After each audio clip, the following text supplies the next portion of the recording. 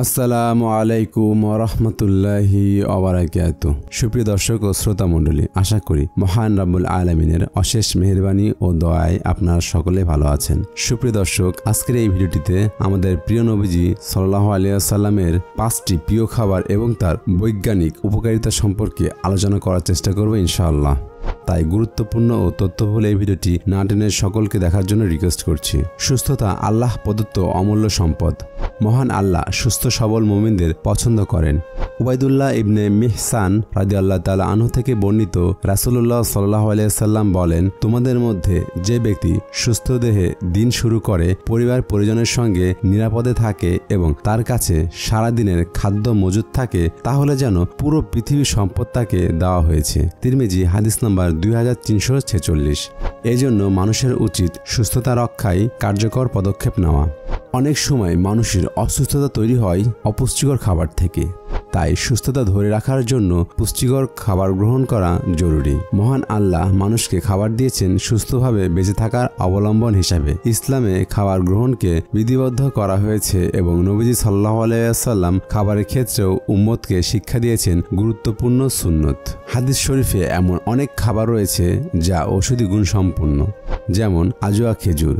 মদিনার উৎকৃষ্টতম খেজুর আজওয়া। পবিত্র হাদিস শরীফে এই ফলটিকে জান্নাতের ফল আখ্যায়িত করা হয়েছে। রাসূল সাল্লাল্লাহু আলাইহি ওয়াসাল্লাম এর প্রিয় ফল ছিল খেজুর। এর উপকারিতাও অপরিসীম। রাসূলুল্লাহ সাল্লাল্লাহু আলাইহি ওয়াসাল্লাম ইরশাদ করেছেন, যে ব্যক্তি প্রতিদিন সকালবেলা 7টি আজওয়া খেজুর খাবে, সেদিন কোনো বিষ ও জাদু তার ক্ষতি করবে না। বুখারী হাদিস নাম্বার 5445। হৃদরোগে আক্রান্তদের জন্য এটি মহা উপকারী ওষুধ। রাসূলুল্লাহ সাল্লাল্লাহু আলাইহি ওয়াসাল্লাম এক সাহাবীকে হৃদরোগের জন্য আজওয়া খেজুরের তৈরি ওষুধ খেতে পরামর্শ দিয়েছেন। সাদ রাদিয়াল্লাহু তাআলা আনহু থেকে বর্ণিত, তিনি বলেন, একবার আমি অসুস্থ হলে রাসূল সাল্লাল্লাহু আলাইহি ওয়াসাল্লাম আমাকে দেখতে আসেন।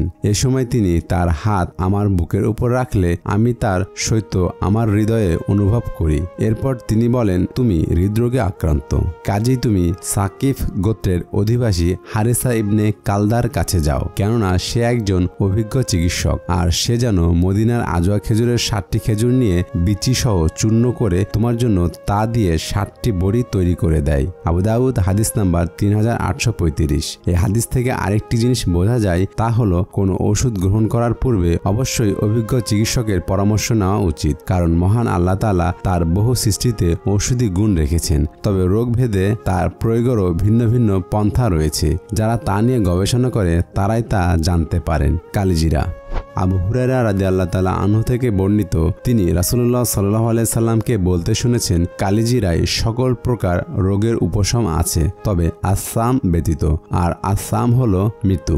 মুসলিম হাদিস নাম্বার 5659। তাই যে কোনো রোগ নিরাময়ে রোগ থেকে নিরাপদে থেকে অন্যান্য সতর্কতার পাশাপাশি অভিজ্ঞ চিকিৎসকের পরামর্শক্রমে কালোজিরা সেবন করা যেতে পারে। আয়ুর্বেদিক, ইউনানি ও কবিরাজি চিকিৎসায় এর ব্যাপক ব্যবহার হয়ে থাকে। তাই যারা এসব চিকিৎসা নিয়ে গবেষণা করেন তাদের কাছ থেকে রোগ অনুযায়ী সঠিক ব্যবহারবিধি পাওয়া যাবে, কারণ এক এক ধরনের রোগের জন্য কালোজিরার ব্যবহারও এক এক রকম হয়ে থাকে।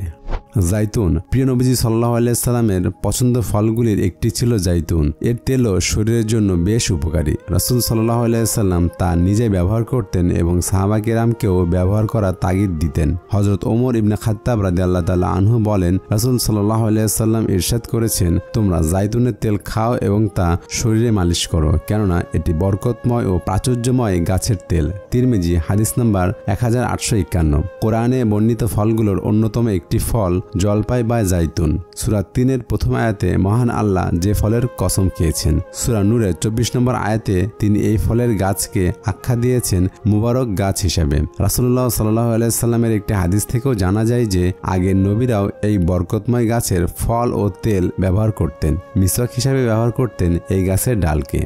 জমজমের পানি। জমজমের পানি পৃথিবীর শ্রেষ্ঠ পানি। পবিত্র জমজম নিয়ে রাসূলুল্লাহ সাল্লাল্লাহু আলাইহি সাল্লামের বহু হাদিস রয়েছে। তার মধ্যে উল্লেখযোগ্য একটি হলো ইবনে আব্বাস রাদিয়াল্লাহু তাআলা আনহু কর্তৃক বর্ণিত। মহানবীজি সাল্লাল্লাহু আলাইহি সাল্লাম বলেছেন, পৃথিবীর সর্বশ্রেষ্ঠ পানি হলো জমজমের পানি। সুবহানাল্লাহ। তাতে রয়েছে তৃপ্তির খাদ্য ও ব্যাধির আরোগ্য।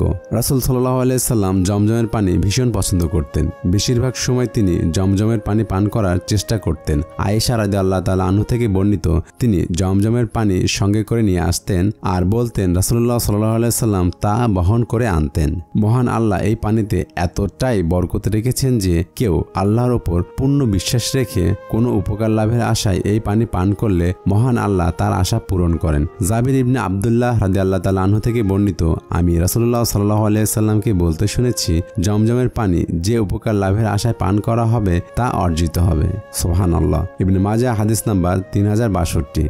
মধু। মধুর ঔষধি গুণ কম বেশি সবারই জানা। মহান আল্লাহ মধুর মধ্যে বহু রোগের আরোগ্য রেখেছেন। পবিত্র কোরআনে ইরশাদ হয়েছে, মৌমাছির পেট থেকে নির্গত হয় বিবিধ বর্ণের পানীয়, যাতে মানুষের জন্য রয়েছে আরোগ্য। অবশ্যই তাতে চিন্তাশীল সম্প্রদায়ের জন্য নিদর্শন রয়েছে। সূরা নাহাল আয়াত নাম্বার 68 থেকে 69। রাসূলুল্লাহ সাল্লাল্লাহু আলাইহি সাল্লাম মধু বেশ পছন্দ করতেন। আয়েশা রাদিয়াল্লাহু তাআলা আনহা বলেন, রাসূলুল্লাহ সাল্লাল্লাহু আলাইহি সাল্লাম মিষ্টি ও মধু খুব ভালোবাসতেন। বুখারী হাদিস নাম্বার 5270। এছাড়া তিনি অন্যদের বিভিন্ন রোগের জন্য মধু পান করার পরামর্শ দিতেন। মহানবী সাল্লাল্লাহু আলাইহি সাল্লামের কাছে এক সাহাবী এসে তার ভাইয়ের পেটের অসুখের কথা বললে রাসূল সাল্লাল্লাহু আলাইহি সাল্লাম তাকে মধু পান করানোর পরামর্শ দেন এবং এতে সে সুস্থ হয়ে ওঠে। সুবহানাল্লাহ। বুখারী হাদিস নাম্বার 5360।